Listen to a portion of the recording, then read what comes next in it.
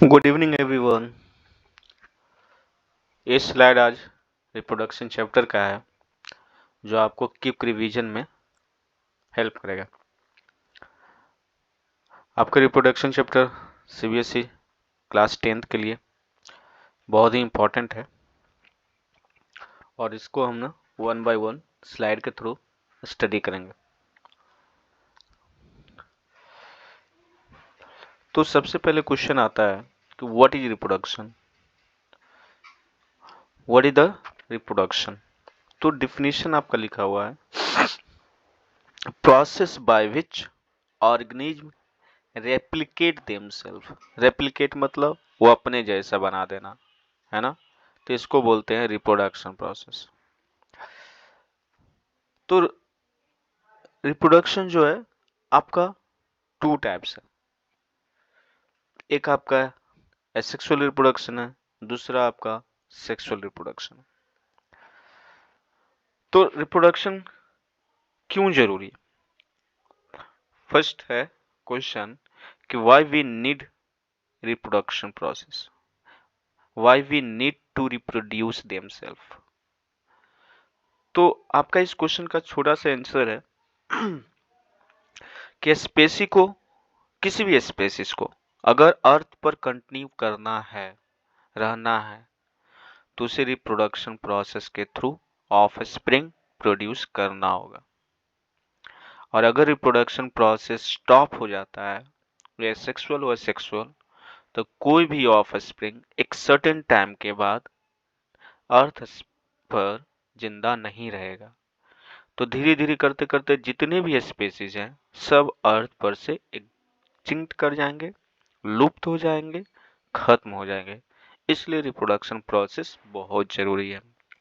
अर्थ पर लाइफ को कंटिन्यू रखना के लिए आपको रिप्रोडक्शन प्रोसेस जरूरी है। तो रिप्रोडक्शन प्रोसेस को दो टाइप में बांटा गया है, एक है एसेक्सुअल रिप्रोडक्शन, दूसरा है सेक्सुअल रिप्रोडक्शन। एसेक्सुअल रिप्रोडक्शन क्या है? तो आप डिफिनीशन देखेंगे कि एसेक्सुअल रिप्रोडक्शन हम उस रिप्रोडक्शन प्रोसेस को कहेंगे जहां पर इन्वॉल्वमेंट ऑफ सिंगल पेरेंट्स, जहां पर जेनेटिकल इंफॉर्मेशन का रेप्लिकेट हो। रेप्लिकेट मतलब उसका कॉपी हो, है ना। पेरेंट का जेनेटिकल रेप्लिकेशन होना यानी उसका कॉपी होना ऑफ स्प्रिंग में, तो आपको ये सेक्सुअल रिप्रोडक्शन कहलाता है। और यहाँ पर सबसे इंपॉर्टेंट बात यह है कि इन्वॉल्वमेंट ऑफ सिंगल पेरेंट। और एसेक्सुअल रिप्रोडक्शन जो है ज्यादा करके माइक्रो ऑर्गेनिज्म यानी छोटे छोटे लिविंग ऑर्गेनिज्म में और प्लांट में ये प्रोसेस अपनाया जाता है। तो type of asexual reproduction, fusion. तो फ्यूजन में आपका दो आते हैं, बाइनरी फ्यूजन और मल्टीपल फ्यूजन। फिर है आपका बर्डिंग, फ्रैगमेंटेशन या रीजनरेशन, स्पोरुलेशन या वेजिटेटिव प्रोपोगेशन। अगर हम फ्यूजन में बात करें तो फ्यूजन मतलब बाइनरी फ्यूजन मतलब सिंगल पेरेंट्स जो है स्प्लिट कर जाना। सिंगल पेरेंट्स जो है टूट कर दो भाग में स्प्लिट कर जाना। यहाँ पर जो ऊपर फ्यूजन लिखा हुआ है, थोड़ा सा स्पेलिंग के लिए माफी मांगता हूँ, सॉरी, है ना। यहाँ पर फ्यूजन है, FISSION होगा। तो जो आप देख रहे हैं ये आपका गलत है, ये फ्यूजन का ये स्पेलिंग है FISSION। इसमें क्या होगा कि एक इंडिविजुअल जो है, सिंगल इंडिविजुअल टूट कर दो में आ जाए, तो इसे हम बाइनरी कहते हैं। बाइनरी मतलब दो। ये सिंपलेस्ट मेथड है, ज्यादा करके यूनिसेलुलर ऑर्गेनिज्म में देखने को मिलता है, जिसे हम प्रोकैरियोट कहते हैं। प्रोकैरियोट मतलब अभी डेवलपिंग सेल है, पूरी तरह से डेवलप नहीं हुआ है। तो यहाँ पर आप देख रहे हैं कि अमीबा का एक सिंगल पेरेंट से आपको टूटकर डॉटर में यानी 2 सेल में बदल गया। तो जिससे टूटा उससे हम पैरेंट सेल बोलेंगे, जो टूट गया है उसे हम डॉटर सेल बोलते हैं। मल्टीपल फ्यूजन, जब सिंगल पेरेंट्स 2 से ज्यादा में स्प्लिट कर जाए तो हम उसे मल्टीपल फ्यूजन बोलते हैं। तो आप देख रहे हैं कि एक सिंगल है, न्यूक्लियस है, वो अपने आप को प्रिपेयर किया 2 में, 4 में, 8 में, फिर टूटकर बहुत सारे, एक सिंगल से बहुत सारे वहां पर लिविंग ऑर्गेनिज्म डेवलप हो गया। तो एक पेरेंट सेल से 2 से ज्यादा डॉटर सेल यहाँ पर इस प्रोसेस के थ्रू डेवलप हो गए हैं, तो हम इसे बोलते हैं मल्टीपल फ्यूजन, जिसमें पेरेंट बॉडी डिवाइड होता है मेनी डॉटर सेल में। बर्डिंग, तो जहां तक बर्डिंग का सवाल है,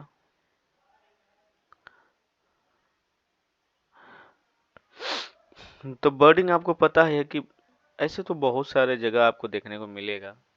जब यूनिसेलुलर या मल्टी सेलुलर में जो मेन पेरेंट्स बॉडी होता है उसमें से एक आउट बॉडी डेवलप हो जाए, आउटर साइड डेवलप हो जाए, जैसे हम बात करें कि हम समझने के लिए बात कर रहे हैं, ऐसे तो यहाँ पर ईस्ट लेते हैं एग्जाम्पल में, तो हम यहाँ पर बात करते हैं जैसे पोटैटो का। आप बहुत रेयरली, आप हमेशा देखते हैं पोटैटो घर में, इसलिए हम पोटैटो का एग्जाम्पल ले रहे हैं।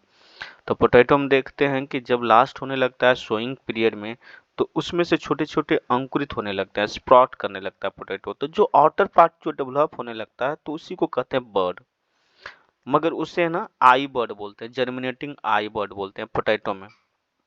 आप हाइड्रा में देखेंगे, स्पॉन्ज में देखेंगे, तो मेन जो पेरेंट्स बॉडी होता है उसी की तरह वहां पर एक अलग से डेवलप हो जाता है। उसे आप तोड़ कर ना लगा देंगे ना वापस मिट्टी में, तो फिर से वो अपना पेरेंट्स बॉडी की तरह ग्रो कर जाएगा। तो बर्डिंग जो है आपको, ये डेवलप हो जाता है पेरेंट्स के बॉडी पर, जो एक बॉब लाइक प्रोजेक्शन स्ट्रक्चर दिखता है, और उसी को बर्ड बोलते हैं। ये यूनिसेलुलर मल्टी सेलुलर दोनों में होता है। ये डिपेंड करता है कि वो कैसे सेपरेट होते हैं, अपने पेरेंट्स से इंडिविजुअल बनते हैं। फ्रेगमेंटेशन, तो फ्रेगमेंटेशन में आप देख रहे होंगे कि इसमें क्या होता है कि बॉडी को ब्रेक कर दीजिए 2 या 2 से ज्यादा पार्ट में, तो ये होता है क्या है कि ईच बॉडी जो है फ्रेगमेंट पार्ट वो डेवलप हो जाता है किसमें, एक न्यू ऑर्गेनिज्म में, इनटू एन ऑर्गेनिज्म, न्यू नहीं वही ऑर्गेनिज्म है।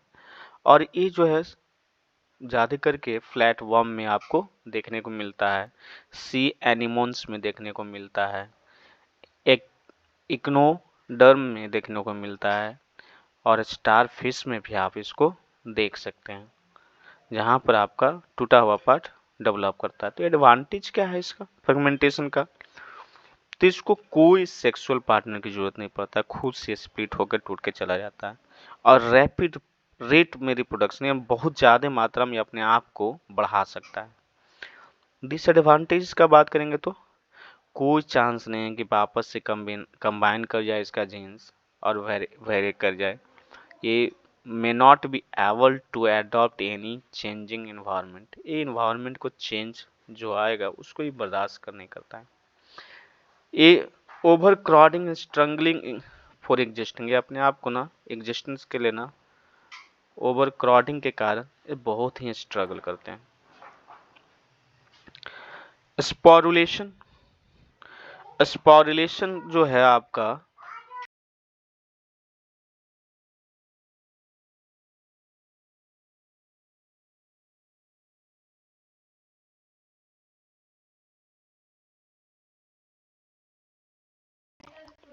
स्पोरुलेशन जो है ये फॉर्मेशन ऑफ आपका डोरमेंट फॉर्म है बैक्टीरिया का, जो लिमिटेड नंबर में बैक्टीरिया को स्पोर्स है ना प्रिजर्व करते हैं, जेनेटिकल मटेरियल है ना। कंडीशन है आपका,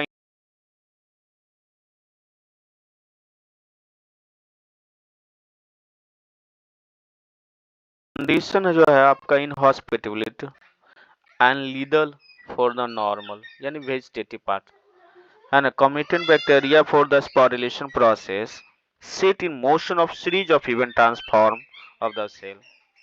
Many environmental bacteria are able to produce stable dormant and resting forms such as branch of their life cycle, enhance their survival under adverse condition.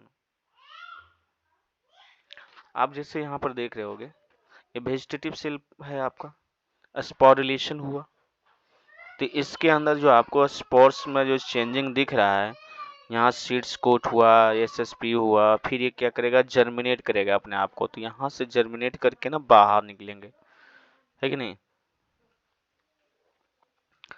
Vegetative plant propagation, plant propagation ये भी एक process है कि number of plant को species को आपको culture एक तरह से वास्ट नंबर ऑफ प्लांट को डेवलप करना शॉर्ट इंटरवल ऑफ पीरियड में, जिसमें हम दो तरह का प्रोसेस अपनाते हैं।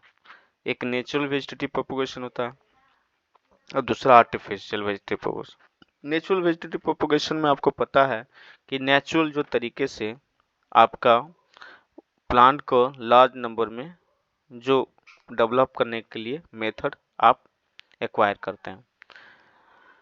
जैसे आपका ना एक्जुलरी बर्ड ग्रो करता है लेटरल शूट पर, तो उसे आप क्या करते हैं, काट के लगा देते हैं, है कि नहीं। जैसे बल्ब हो गया, नाइजोस हो गया, स्टोलन हो गया, ट्यूबुलर हो गया, इस तरह से आप काम करते हैं। फिर उसके बाद अगर हम आर्टिफिशियल, नेचुरल में भी बहुत सारे तरीके हैं। नेचुरल में जैसे बात करें कि अगर कोई भी प्लांट है, कैक्टस है, जैसे बहुत सारे कैक्टस क्या करते हैं कि अगर उसके कहीं पर सॉइल मिल गया हो, थोड़ा सा मॉइस्चर मिल जाए, ह्यूमिडिटी मिल जाए, तो क्या करता है, वहीं पर ग्रो करने लगता है, वहां से रूट ग्रो करने लगता है, लीफ ग्रो करने लगता है। तो नेचुरल तरीके से अपने आप को रेप्लिकेट जो करता है, ये मेथड आपका नेचुरल वेजिटेटिव प्रोपगेशन में। आर्टिफिशियल वेजिटेटिव प्रोपगेशन का अगर हम बात करेंगे तो 3-4 मेथड है, जैसे आपने पढ़ा है cutting, grafting, budding and tissue culture. और क्या पढ़े आपने, टिश्यू कल्चर।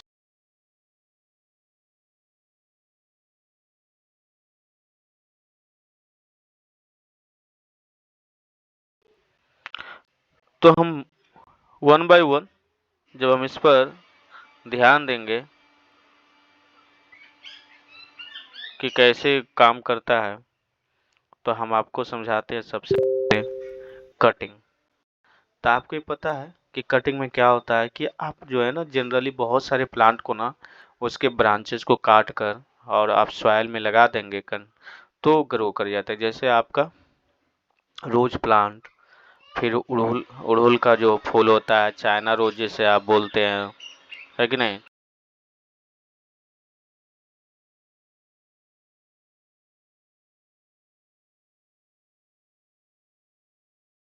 चाइना रोज हो गया, ड्रम स्टिक हो गया, अरे बहुत सारे ऐसे पेड़ प्लांट हैं, पौधे हैं, जिससे आप काट के लगा देंगे तो ग्रो कर जाता है। दूसरा है ग्राफ्टिंग। ग्राफ्टिंग में आप जानते हैं कि कुछ ऐसे प्लांट हैं जिनको आप डायरेक्ट काट के लगाएंगे तो रूट जल्दी ग्रो नहीं करता है, तो उसको हम क्या करते हैं, थोड़े से ऊपर का जो बार्क होता है उसे छील देंगे, वहां पर थोड़ा सा ह्यूमस और पानी देकर बांध देंगे किसी टिश्यू पेपर से या फिर किसी कॉटन क्लॉथ से, और 1 महीना के लिए छोड़ देंगे तो देखेंगे वहाँ रूट हेयर ग्रो कर जाता है, तो उसे फिर वापस काट के लगा देते हैं। टिश्यू कल्चर आपका एक बहुत ही एडवांस मेथड है, जहां पर लार्ज अमाउंट ऑफ प्लांट जो है शॉर्ट इंटरवल ऑफ टाइम में आपका ग्रो किया जाता है, वो भी कहाँ, नर्सरी में। एक छोटे से टिश्यू को लेकर उसे लिक्विड में डालते हैं, जहां पर सेपरेट करते हैं वहां का सेल को, और हर सेल अपने आप में जर्मिनेटिंग करने का पावर रखता है, तो उसे हम वैसे लिक्विड में डालते हैं जहां पर उसे स्प्रॉट जर्मिनेट करने का, रूट हेयर ग्रो करने का, और साथ में उसको डेवलप करने का, वहाँ पर लिक्विड जो है विटामिन मिनरल से भरपूर रहते हैं, तो उसमें डालते हैं और लार्ज अमाउंट में जो है वहाँ से सेल जो है न्यू ग्रो करते हैं, जो वापस उसको हम कुछ दिन में सॉइल में डाल देते हैं, जिससे शॉर्ट टाइम में बहुत सारे पेड़ ग्रो कर जाते हैं। इसका एडवांटेज क्या है, इस सेक्सुअल रिप्रोडक्शन का जो एडवांटेज है वो ओनली वन पेरेंट्स की जरूरत पड़ता है, और जिसके कारण जो है वो तुरंत कभी भी वो आपका रिप्रोडक्शन के लिए तैयार रहता है और हमेशा आप कभी भी उस सुटेबल रहता है, आप कभी भी बिना किसी डिस्टरबेंस के आप रेडी कर देते हैं। दूसरा है कि it is able to reproduce rapidly, वो बहुत तेजी से उसको आप बढ़ा सकते हैं किसी अपने पार्टिकुलर हैबिटाट में, है ना। जिससे पार्टिकुलर हैबिटेट करने के सेंस है कि जिस वातावरण में वो रहता है, पेड़ जिस लायक है उसी वातावरण में, उसी इन्वायरमेंट में। और once individual is well adapted to an area, it has a successful genetical makeup. This is reproduced exactly many times to form many new individual,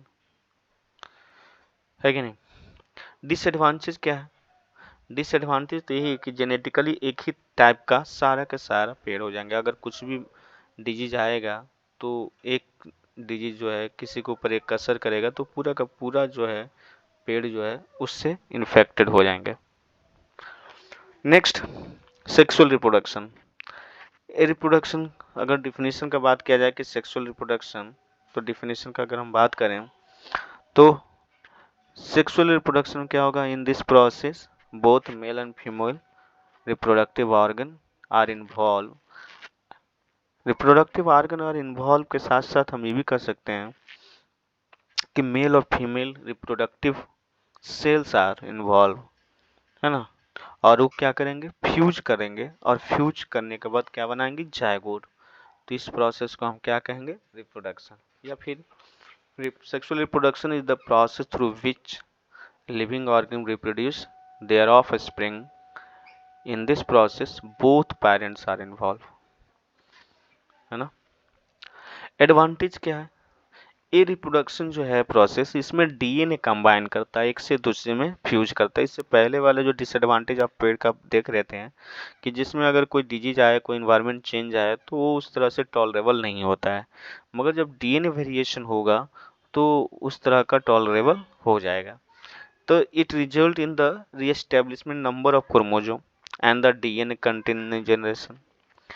It results in the new combination of gene in gamete. Due to this reshuffling genetical variation occur,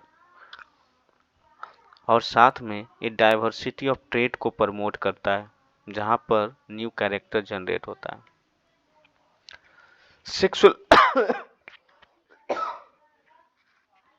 sexual reproduction in plant. Plant में अगर हम sexual reproduction की बात करें तो sexual reproduction मतलब बहुत सारे ऐसे प्लांट हैं जहाँ सेक्सुअल रिप्रोडक्शन आपको अडॉप्ट करते हैं।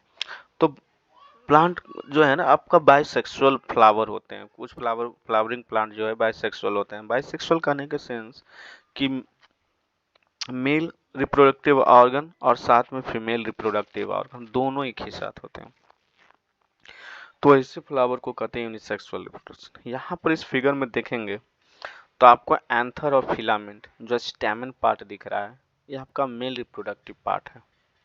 वो क्या है? Male reproductive part. कौन सा? एंथर, फिलामेंट, जिसे स्टैमेन बोलते हैं।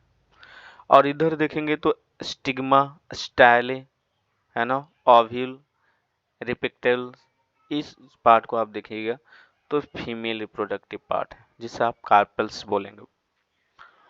क्या बोलेंगे? कार्पेल्स। तो आपका ये बाइसेक्सुअल फ्लावरिंग प्लांट है।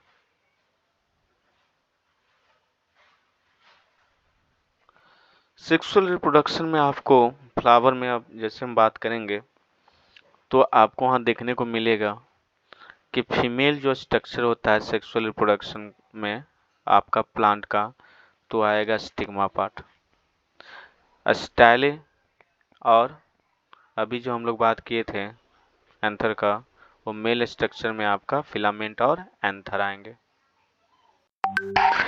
फीमेल में कौन आएगा? Stigma, style and ovary. Male में कौन आ जाएगा? फिलामेंट और एंथर। सेपल्स क्या होता है भाई? तो सेपल जो है मोस्टली ग्रीन होता है, leaf structure which cover the अनओपन flower bird. जैसे उड़हुल का फूल देखे होंगे तो फुलाने से पहले देखते हैं ग्रीन लीफ में वो कवर रहता है, तो उसको हम सेपल बोलते हैं। पीटल्स क्या बोलते हैं? तो फ्लावर में जो पत्ते जो होते हैं ना फूल का, उसे हम पीटल्स बोलते हैं। स्टेमन किसको बोलेंगे? Inner to and above the petals, petal से ऊपर जो आप देखेंगे और प्रेजेंट मेल रिप्रोडक्टिव ऑर्गन कौन है? स्टेमन्स, उसको स्टेमन्स बोलते हैं। और इसी में आपका पॉलन ग्रेन रहता है ना। इसी का पार्ट है आपका फिलामेंट और एंथर। तो देखिए फिलामेंट और एंथर उसी का पार्ट है, तो एंथर और फिलामेंट कौन सा पार्ट हो गया? आप यहाँ पर फिगर में देख रहे होंगे कि एंथर ये हो गया, फिलामेंट आपका येलो वाला स्टिक टाइप का हो गया। जब एंथर को आप काटिएगा तो अंदर में पोलन सैक है, अब पोलन सैक के अंदर जो है आप देखिएगा तब पोलन ग्रेन मिलेगा। कौन मिलेगा? पोलन ग्रेन मिलेगा। और फिलामेंट जो है आपका ये, तो फिलामेंट का काम है आपको एंथर को सपोर्ट देना, ये बड़ा भी हो सकता है, छोटा भी हो सकता है, और ये अंदर से खोखला होता है।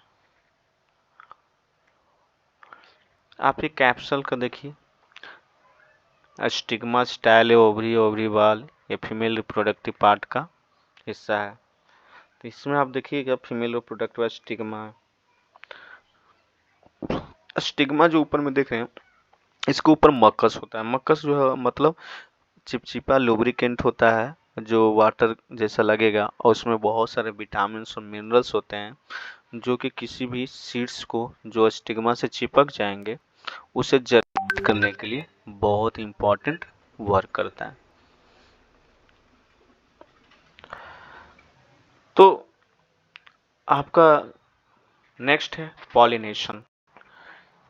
तो transfer and deposit of pollen grain, जो अभी पॉलन ग्रेन जो देख रहे थे इस फिगर में, तो transfer and deposit of pollen grain from anther to stigma, from anther to stigma, है ना, ऑफ द कैपिल्स, उसे क्या बोलेंगे? पॉलिनेशन। अब यहाँ पर जो है ना पॉलिनेशन जो है ना दो तरह का होता है, self pollination and cross pollination. तो सेल्फ पॉलिनेशन हम उसे कहेंगे जो एक ही फ्लावर में एंथर से स्टिग्मा पर पॉलन ग्रेन्स ट्रांसफर हो जाए, और क्रॉस पॉलिनेशन उसको कहेंगे कि एक फ्लावर से दूसरे फ्लावर में जो पॉलन ग्रेन जो है एंथर से स्टिग्मा में ट्रांसफर हो जाए। फर्टिलाइजेशन, नेक्स्ट आपका टॉपिक है फर्टिलाइजेशन। तो फर्टिलाइजेशन क्या है? फर्टिलाइजेशन आपका एक प्रोसेस है जिसके थ्रू आपका जो पॉलन ग्रेन है यानी मेल गैमेट या मेल सेल, वो फीमेल रिप्रोडक्टिव सेल से क्या करेगा? फ्यूज करेगा और जाके आपको जायगोट बनाएगा। तो fusion of male and female gamete is called fertilisation. और फर्टिलाइजेशन जब होगा तो क्या बनाएगा? जायगोट।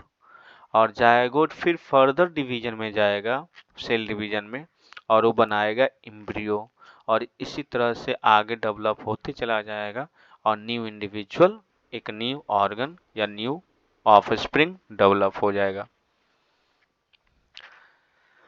क्या चेंजिंग आता है जब फ्लावर के अंदर फर्टिलाइजेशन होता है?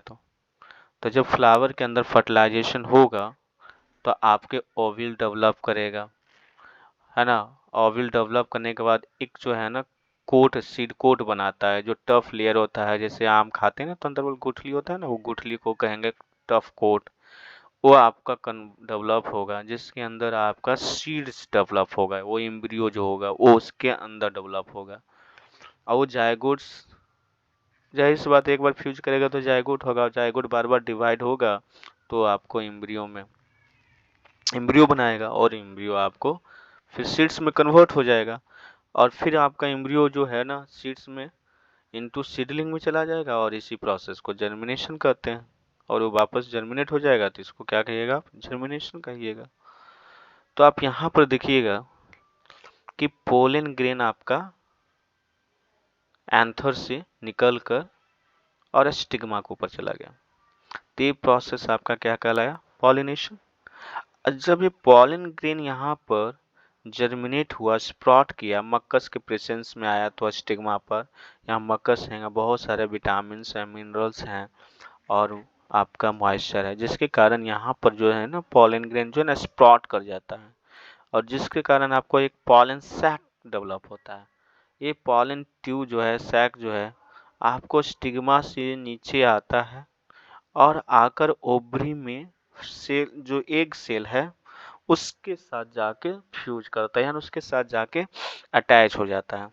तो पॉलन ग्रेन के अंदर जितने भी पॉलेंस जीन्स है, वो सब जो है पॉलन ट्यूब के थ्रू ऊपर से नीचे ट्रांसफर होके आते हैं पॉलन ट्यूब के साथ, और जाके एक सेल के साथ फ्यूज करते हैं और आपको एम्ब्रियो का डेवलपमेंट करवाते हैं, जिससे पहले आप कहेंगे जायगोट। ठीक है। Why the sexual mode of reproduction, हम सेक्सुअल मोड ऑफ रिप्रोडक्शन क्यों लिए या सेक्सुअल क्यों नहीं, या दूसरा क्वेश्चन कर सकते हैं कि sexual mode of reproduction is better than sexual mode of reproduction. तो उसका क्या एडवांटेज है, या फिर advantage of sexual mode of reproduction over sexual mode of reproduction. तो 3-4 पॉइंट है। पहला है, new combination of trait are form because of the fusion of gametes for two individual, यानी यहाँ पर डीएनए का फ्यूजन होता है, नया नया जीन्स अलग अलग जीन्स से फ्यूज कर एक नया जीन्स बनते हैं। Variation do occur in the offspring, जिसके कारण वेरिएशन आते हैं ऑफस्प्रिंग में, और रिकम्बिनेशन प्रोसेस जो होता है ड्यूरिंग द गैमेटोजेनेसिस में, उसके कारण आपका बच्चे में वेरिएशन आते हैं, यानी मम्मी पापा का दोनों का गुण आते हैं। इंक्रीज इन जेनेटिकल डाइवर्सिटी, जिसके कारण अलग अलग ढेर सारे जेनेटिकल डाइवर्सिटी, अलग अलग जीन्स डेवलप होते हैं। और बेटर ऑर्गेनिज्म आर प्रोड्यूस, और अच्छे से अच्छे स्ट्रॉन्ग डीएनए वाला, जेनेटिकल गुण रखने वाला डीएनए प्रोड्यूस होता है। रिप्रोडक्शन इन ह्यूमन बींग में रिप्रोडक्शन की बात करेंगे तो both male and female reproductive system do not perform their function continuous from, है ना, child to old age.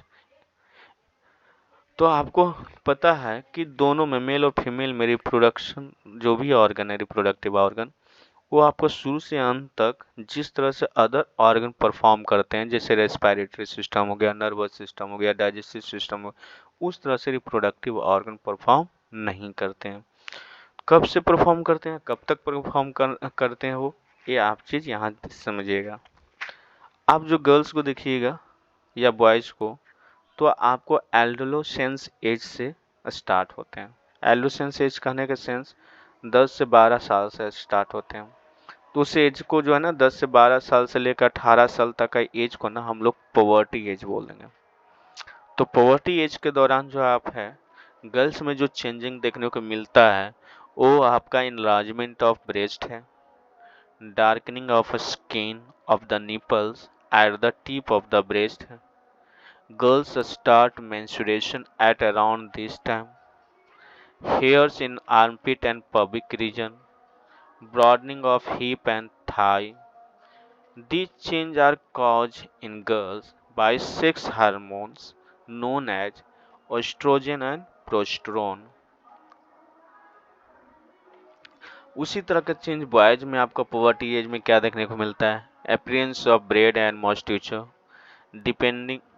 Deepening of voice में बदलाव आना, मोटापन आना, broadening of soldier चौला होना, enlargement in the size of anus, occasional erection of penis in daydreams or at night. These changes are caused by the male sex hormone known as testosterone. अब हम बात करते हैं मेल रिप्रोडक्टिव सिस्टम का। तो ये male reproductive system या organ जो आप दिख रहा है, तो इसमें आप जो है 2 पेनिस देख रहे होंगे, है ना। The all body organ mean that have been reached male gamete sperm and transferred to the semen of the vagina of the woman collective consist of the male reproduction. Sperm जो produce होगा आपका, वो कहाँ से produce होगा, testis से, है ना। तो टेस्टिस से जब स्पर्म प्रोड्यूस होगा, तो आपको वहां के थ्रू वास्ट डिफरेंस के थ्रू जो है आपका स्पर्म जो है आगे ट्रेवल करता है। आप फिगर में जैसे देख रहे होंगे कि आपका 2 गो टेस्टिस दिख रहा होगा, है ना, यानी पेयर में पाए जाते हैं।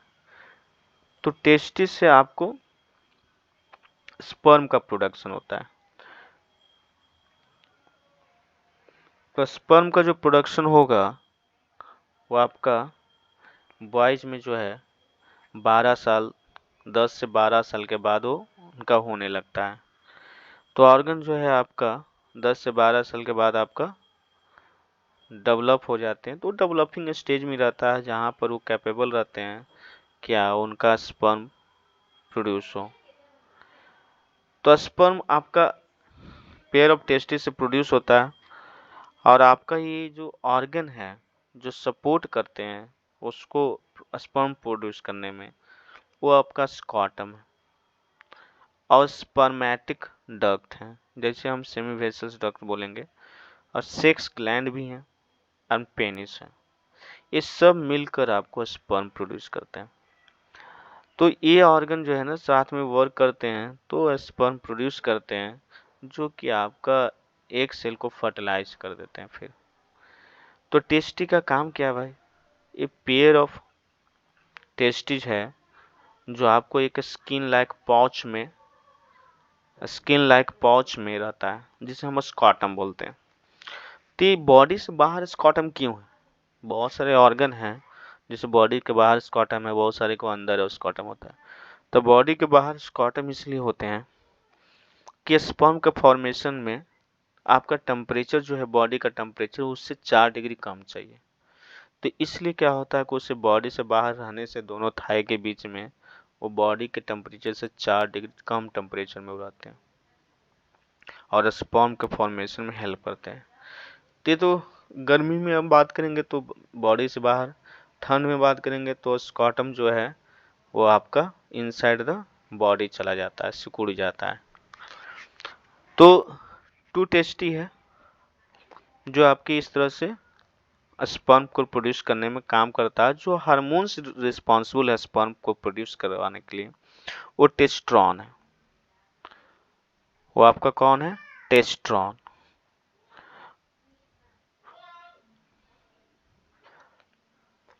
फिर आपका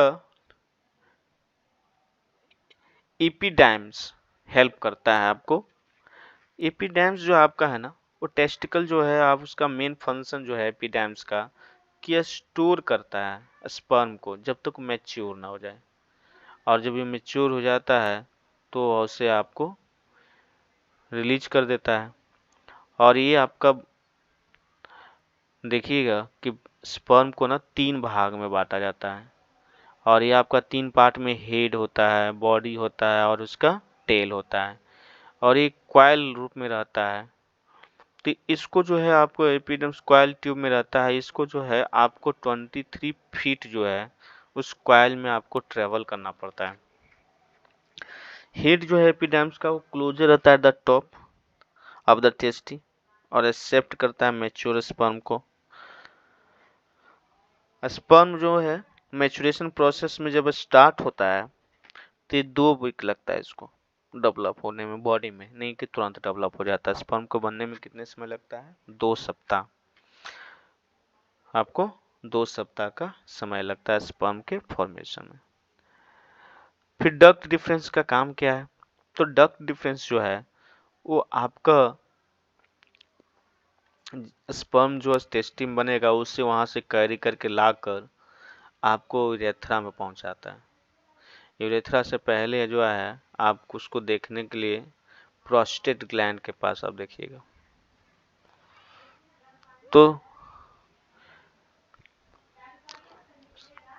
तो सेमी वेसल्स का काम है आपका कि आपका टेस्टिस से स्पर्म को रेक्टम तक लाने के लिए।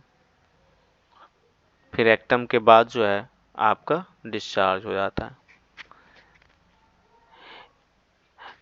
फिर वहां पर एक एग्जैक्ट करने के लिए एग्जैक्युलरी डक्ट होता है जो हेल्प करता है स्पर्म को एग्जैक्ट वास डिफरेंस जो वास वेसल्स होते हैं उससे बाहर आने में।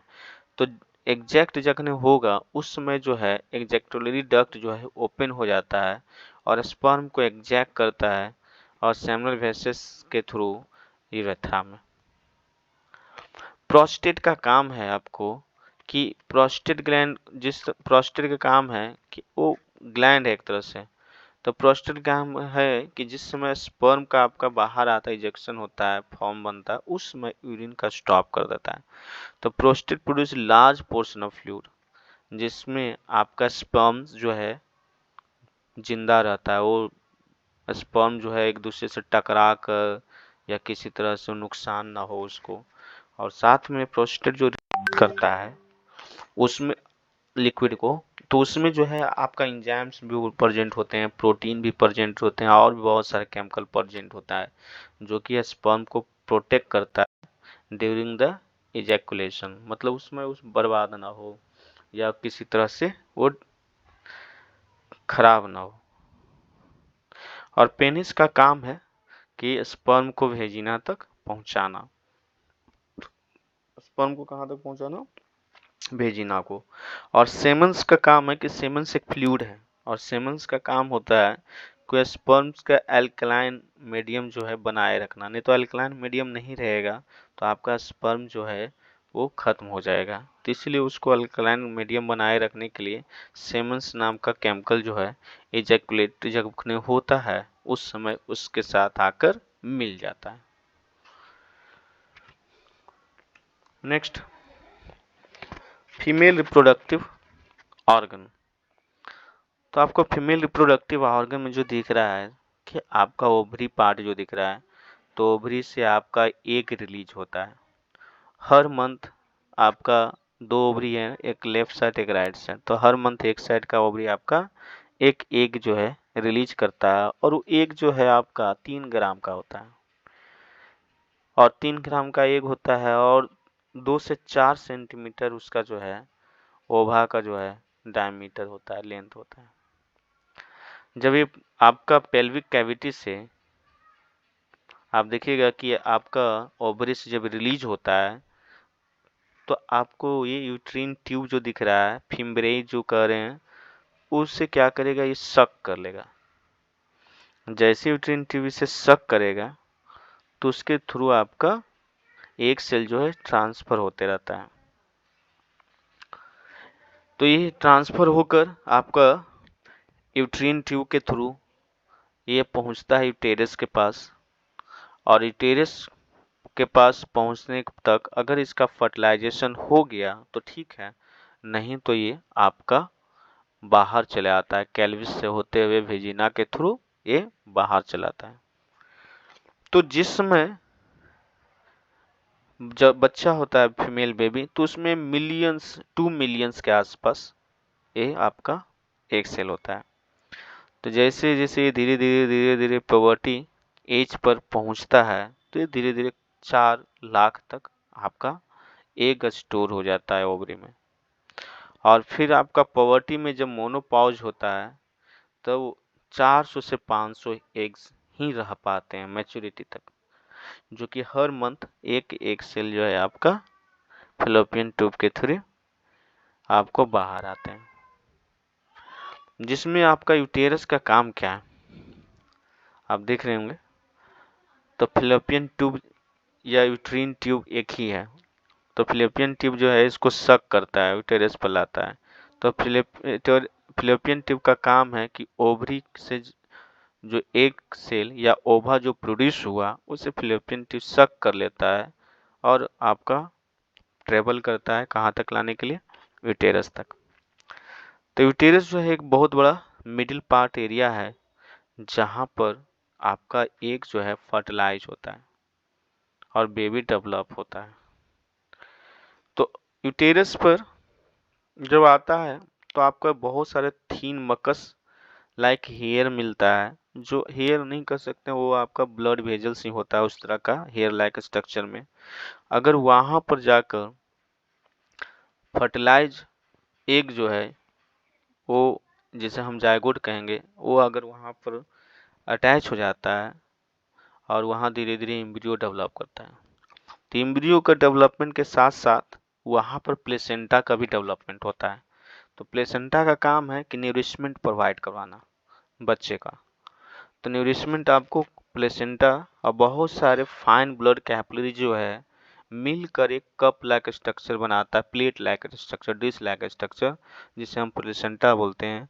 और वो जो है एम्ब्रियो को फूड फूड कनेक्शन से न्यूट्रिएंट, विटामिन्स, मिनरल्स जो उसके डेवलपमेंट के लिए ज़रूरत होता है बेबी मदर के ब्लड से, वो उसे मिलता है। तो अगर यूटेरस वाल पर वो आपका पूरी तरह से बेबी डेवलप होता है प्लेसेंटा के मदद से। अगर वहाँ पर फर्टिलाइजेशन नहीं हुआ, तब फर्टिलाइजेशन नहीं हुआ तो एक क्या करेगा, बाहर आ जाएगा, वो मैच्योरेशन साइकिल के थ्रू, है ना। तो मैच्योरेशन क्या है भाई, ये आप देख रहे होंगे ओवरी, यहाँ से एक सेल डेवलप हुआ और एक रिलीज हुआ, तो ये ओव्यूलेशन प्रोसेस कहते हैं, एक सेल का रिलीज करना और आपका फ्लोपियन ट्यूब से अब्जॉर्ब करता है, तो इसे हम ओव्यूलेशन प्रोसेस कहते हैं। ठीक है।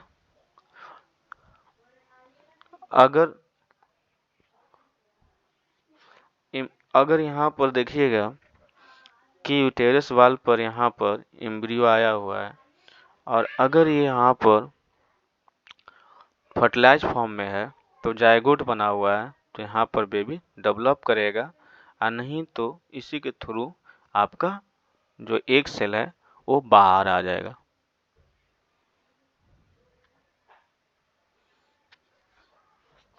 ये मैच्योरेशन साइकिल देखिए आपका, देखिएगा मैच्योरेशन साइकिल से, तो एक मैच्योर हुआ और यहाँ से जब एक जब रिलीज हुआ तो फ्लोपियन ट्यूब्स को क्या किया, एक को कंज्यूम कर लिया। तो जब एक को कंज्यूम किया तो ये धीरे धीरे इसके थ्रू फ्लोपियन ट्यूब के थ्रू ट्रैवल करेगा और यूटेरस के पास आएगा।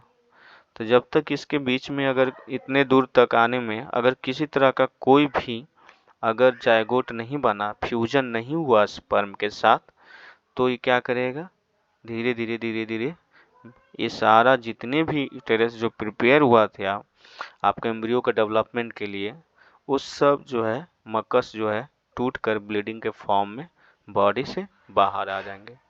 और ये हर महीने में इस तरह से 28 दिन पर एक बार होगा ही होगा। तो ये कब तक होता है, तो जनरली अमूमन जो है ना 40 से 50 के बीच में ये रुक जाते हैं, नहीं होते हैं। अब देखेंगे फर्टिलाइजेशन कैसे होता है, कि फर्टिलाइजेशन जो है आपका स्पर्म जो है 2 से 3 दिन तक सरवाइव करता है, मगर आपका जो है एक जो है, आप देखिएगा कि 12 से 24 घंटा में स्पर्म जो है एक सेल के साथ इस तरह से फ्यूज करता है। यहाँ पर बहुत सारे एक सेल देख रहे होंगे जो स्पर्म में घुसने की कोशिश कर रहा है, और जब एक बार इंसर्ट हो जाएगा तो न्यूक्लियस से आपको आकर फ्यूज करने के बाद ये डेवलप करेंगे।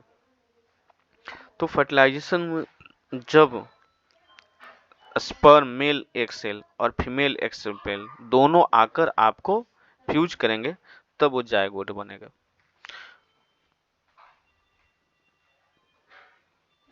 जैसे डेवलपमेंट ऑफ फर्टिलाइजर का जैसे हम बात करें, तो यहाँ पर देख रहे हैं कि शुरू में एक सेल है, इसके अंदर आपका स्पर्म इंसर्ट हो रहे हैं, जिसके कारण ये जायगोट बन गया है। और जायगोट के अगला स्टेज है आपको एम्ब्रियो, और एम्ब्रियो के बाद आपका फिटियस होता है। तो इसके बीच में इंटरमीडिएट बहुत सारे हैं, मैरूला है, ब्लास्टोवास्टा है, एम्ब्रियो है, और भी बहुत सारे इसका स्टेज होते हैं इसके अंदर।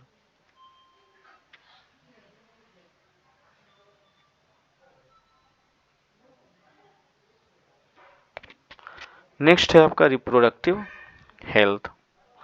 तो रिप्रोडक्टिव हेल्थ आप जानते हैं